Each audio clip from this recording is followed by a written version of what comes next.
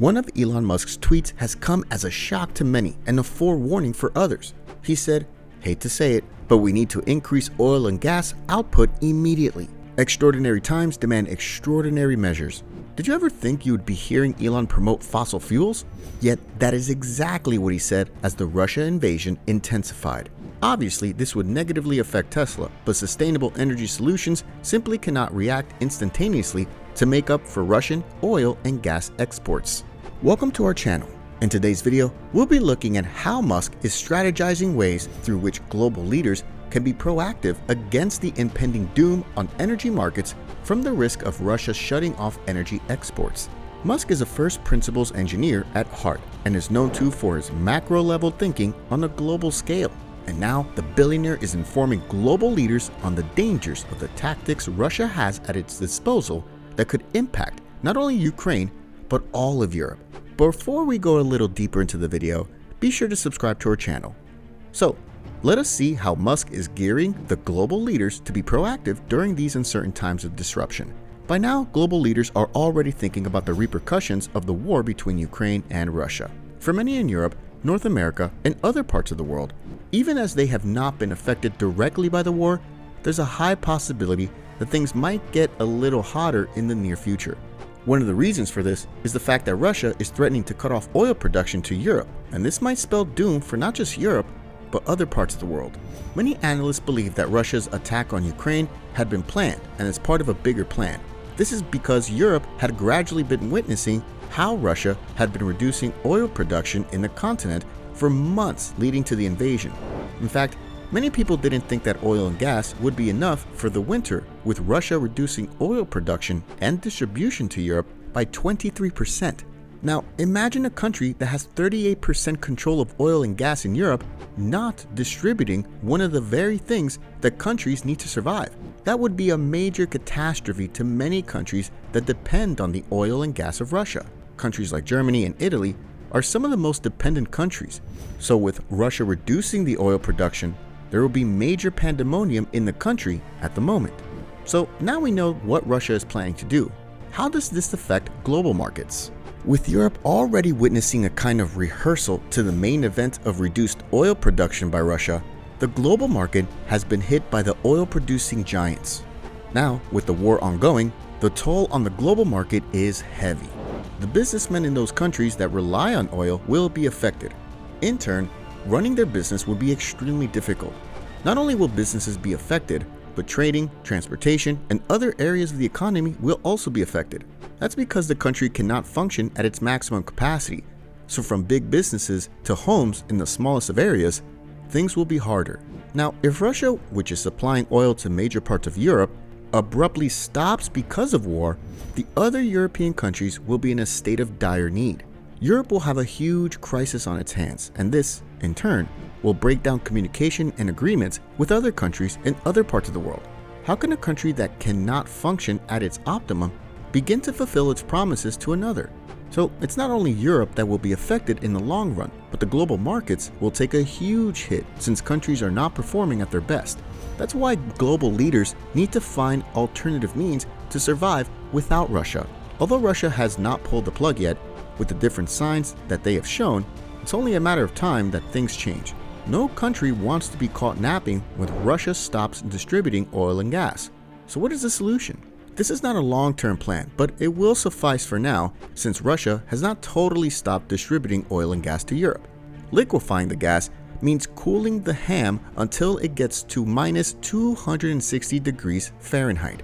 Liquefaction will help in easy transportation to distant countries, so global leaders should start looking for alternate ways to stabilize their economies before Russia makes things difficult by stopping oil production. As we said, this is not a long-term plan and changes might not start to show immediately. But global leaders being proactive by liquefying this gas will help reduce the strain their respective countries will feel if Russia eventually stops oil production. The search for something that will help Europe has made many market analysts proffer solutions. Elon Musk, who has gained so much credibility in the war between Ukraine and Russia, with his provision of Starlink satellites to help information access in torn parts of Ukraine, he suggested ways for Europe to stay afloat amidst Russia's attempt to stop oil production and distribution. In a series of events starting from March 5, 2022, Musk started to explain that global leaders need to gradually see themselves off Russia. Sure, it's going to be hard and it will not happen overnight, but through step-by-step tactics, Europe can still stand. Truly, Musk admits that the times we live in are incredibly difficult, especially with the invasion of Ukraine by Russia. It's now time for us to practice and find ways to improve our oil and gas production to avoid any future complications of depending on Russia's oil. In his tweet, he talked about hating to admit that we need to improve oil and gas production because of many reasons, one of which is that this will affect his automotive company, Tesla. But according to the billionaire, for the purpose of saving civilization, increasing the output of oil and gas is the only way we can survive, and we need to act fast now. Beyond Tesla or any other company, if the oil and gas production in Europe is reduced, then people all around the world will feel it.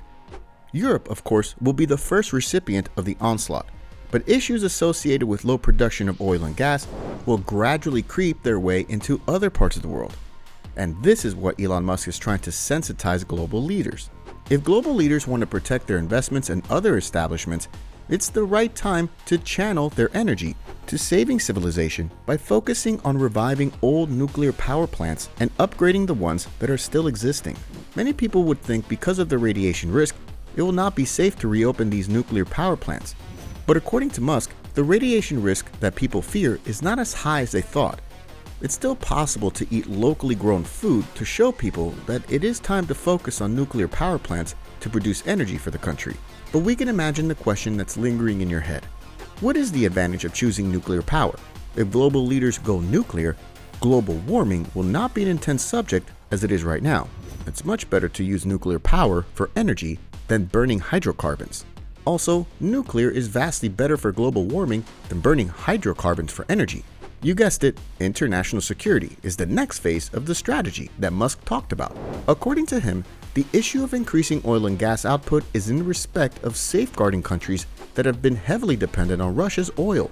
If countries begin to start harnessing the possibilities from the nuclear power plants that they have, it will bolster their security. But a country that has a depleted supply of oil and gas will be prone to attacks since the country is not sufficient enough.